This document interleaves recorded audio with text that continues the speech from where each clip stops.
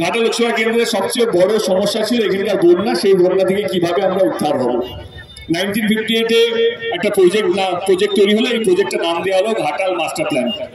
আমি 2014 থেকে কথা দিয়েছিলাম যদি প্রথমবার পার্লামেন্টে যাই তাহলে আমি ঘাটাল মাস্টার প্ল্যান নিয়ে কথা বলবো, এবং আমি বলেওছি, আর তাও আর বাংলায় বলেছি।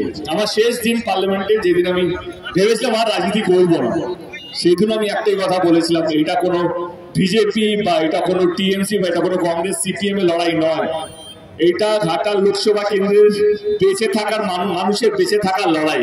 এইটাকে রাজনীতি রং দিয়ে এই কাজটাকে আটকাবেন না। আমি যখন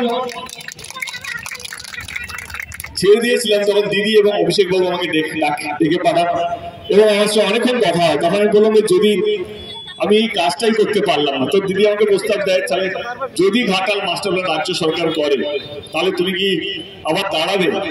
আমি এটুকু আপনাদের মাধ্যমে বলতে চাই, ঘাটাল মাস্টার প্ল্যানকে বাস্তবিক করার জন্য আমাকে আরো 10 জন্ম নিতে হয়। আমি আমার 10 জন্ম নেব, কারণ আমি এটুকু জানি যে এই ঘাটাল মাস্টার প্ল্যানটা কতটা জরুরি। আমাদের নেত্রী কথা দিয়ে কথা রাখে, এটা আমরা সবাই জানি।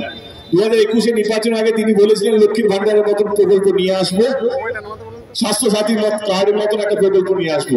অনেকেই বলছিল এটা ধর জুমলাবাজি, ওই যে ভোটের সময় ভোট নিয়ে পালিয়ে যাওয়ার মতন একটা কথা, একটা প্রতিশ্রুতি। কিন্তু না, তিনি কথা দিয়ে কথা রেখেছেন। নির্বাচনের পরে তিনি লক্ষ্মী ভান্ডার শুরু করেছেন এবং সেই 500 টাকাটা আজকে 1000 টাকা এবং 1200 টাকা হয়ে গেছে।